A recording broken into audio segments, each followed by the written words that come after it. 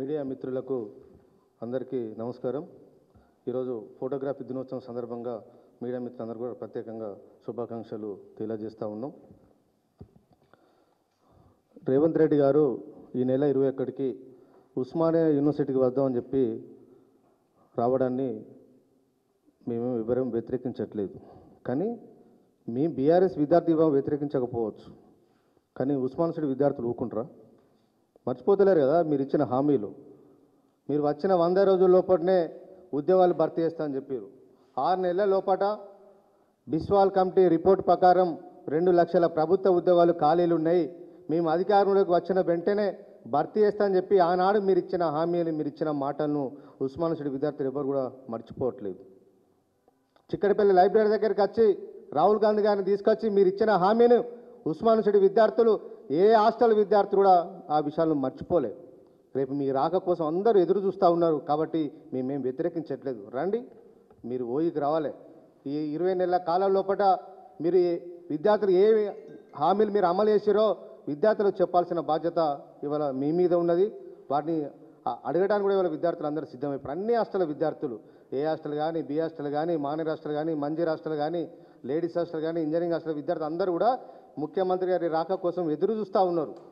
గడిచిన 20 నెలల కాలం లోపల ఆర్థిక శాఖ నుంచి మీరు ముఖ్యమంత్రిగా ఎన్ని పోస్టులకు మీరు అనుమతులు ఇచ్చారో ఆ వివరాలు చెప్పాలని చెప్పి అడగడానికి ఇవాళ సిద్ధమై కూర్చున్నారు. ఇలా మీ రాజకీయ కారణాలతోనే మా విద్యార్థి నాయకులను మీరు ముందస్తు నేను అరెస్ట్ చేశారు.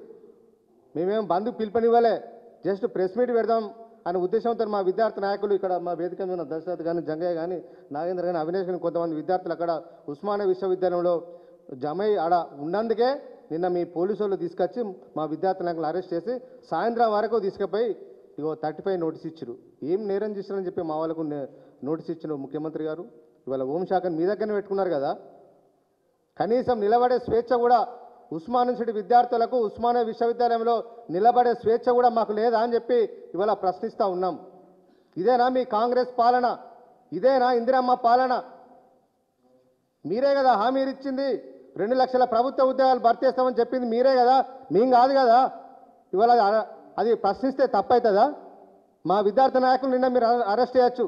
రేపు 21 తారీఖు రోజు ఎంతమంది అరెస్ట్ చేస్తారో ముఖ్యమంత్రి గారు. ఇవాళ అందరూ మీ రాక కోసం ఎదురు చూస్తున్నారని చెప్పి ఈ సందర్భంగా విజ్ఞప్తి చేస్తూ ఉన్నాం. ఇవాళ యూనివర్సిటీ హాస్టల్ ఓపెనింగ్ కోసం వస్తున్నావు. 100 కోట్లు నిధులు ఇస్తా అని చెప్పి కనీసం 1 కోటి రూపాయలన్నా విడుదల చేసినావా రేవంత్ రెడ్డి గారు? మా ప్రభుత్వం కేసీఆర్ గారు ముఖ్యమంత్రి ఉన్నప్పుడు యూనివర్సిటీ నిధులు, రాష్ట్ర ప్రభుత్వ నిధులతోని 500 బెడ్ల కెపాసిటీతోని బాయ్స్ హాస్టల్ ఏర్పాటు చేస్తాం. అవి ఎగ్జామినేషన్ బ్రాంచ్ నిధులతో 39 కోట్ల రూపాయలు ఆ రోజు మేము విడుదల చేసినాం. 23 తారీఖు 5వ నెల 2022 లోపల దాన్ని శంకుస్థాపన చేస్తే ఇవాళ మీరు ఓపెనింగ్కి వస్తున్నారు. కనీసం శిలాపలకం వస్తే మీ కిరీటం ఏమైనా కింద పడిపోతుందా? ఇచ్చింది నిధులు మేం కదా, ప్రారంభించేది మీరే కావచ్చు, కానీ నిధులు ఇచ్చింది ఇవాళ మా కేసీఆర్ గారు కదా. యూనివర్సిటీ నిధులు కదా, ఎందుకు తీసిన శిలాపలకం? భయమవుతుందా? కేసీఆర్ గారి పేరు పక్కపంట ఉండగానే, శంకుస్థాపన ఉండగానే ఇవాళ రేవంత్ రెడ్డి గారికి భయం ఇవాళ మొదలవుతుందన్నట్టుగా ఇవాళ కనిపిస్తూ ఉన్నది.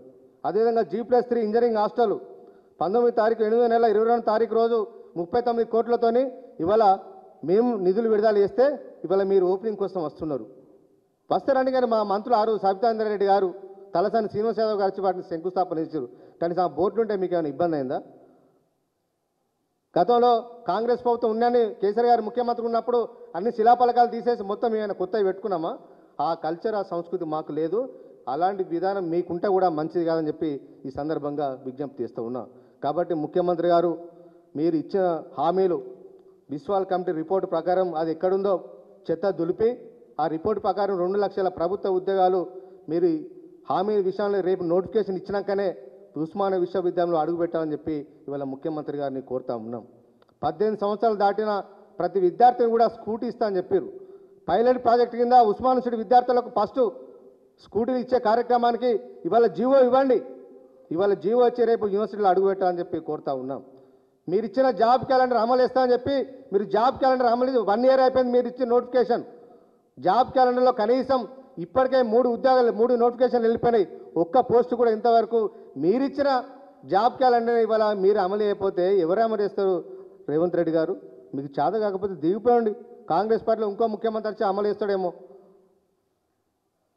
కాబట్టి ఇప్పటికైనా ఉస్మాన్ యూనివర్సిటీ విద్యార్థులు ఎవరిని కూడా, ఏ హాస్టల్ విద్యార్థులను కూడా అరెస్ట్ చేయకుండా ఓయిలు అడుగు పెట్టాలని చెప్పి ఇవాళ ప్రభుత్వాన్ని ఇవాళ కోరుతూ ఉన్నాం.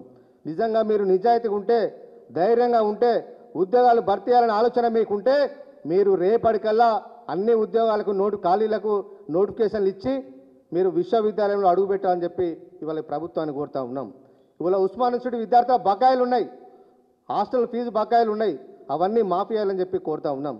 గతంలో కేసీఆర్ గారు ముఖ్యమంత్రి ఉన్నప్పుడు 7 కోట్ల రూపాయల నిధులను ఉస్మాన్ యూనివర్సిటీ విద్యార్థులు అందరూ కూడా మాఫీ చేసిన చరిత్ర గతంలో కేసీఆర్కు ఉన్నది. కాబట్టి మీరు కూడా రేపు ఓయికి వచ్చే ముందు పాత బకాయిలన్నీ రద్దు చేయాలని చెప్పి ఇవాళ ఈ ప్రభుత్వాన్ని ఇవాళ మేము డిమాండ్ చేస్తూ ఉన్నాం. కాబట్టి ఇప్పటికైనా ప్రభుత్వం విద్యార్థులకు ఇచ్చిన హామీలన్నింటినీ కూడా అమలు చేయాలని చెప్పి, అమలు చేయకుండా మీరు జీవోలు ఇవ్వకుండా మీరు రేపు కనుక ఉస్మానియా విశ్వవిద్యాలయానికి వస్తే ఏ విద్యార్థి ప్రశ్నించినా దానికి మాకు సంబంధం లేదు. ఎందుకంటే ఇలా వేలాది మంది విద్యార్థులు ఇవాళ మీ రాక కోసం ఎదురు చూస్తూ ఉన్నారు. అందరినీ మీరు నమ్మిచ్చిర్రు, అందరికీ మీరు హామీ ఇచ్చారు కాబట్టి కాంగ్రెస్ పార్టీకి అధికారం అప్పచెప్పారు కాబట్టి ఇవాళ ప్రశ్నించే అధికారం ఉస్మానియా యూనివర్సిటీ ప్రతి విద్యార్థికి ఉంటుంది. కాబట్టి రేపు ఎవరు ప్రశ్నించినా మాకు సంబంధం లేదు. కానీ మీరు మాత్రం మా ఏ ఒక్క విద్యార్థి నాయకుని కూడా అరెస్ట్ చేయకుండా ఉస్మానియా విశ్వవిద్యాలయంలో అడుగు పెట్టాలని చెప్పి ఇవాళ ముఖ్యమంత్రి గారిని ఇవాళ సవాలు ఇస్తూ ఉన్నాం. Thank you.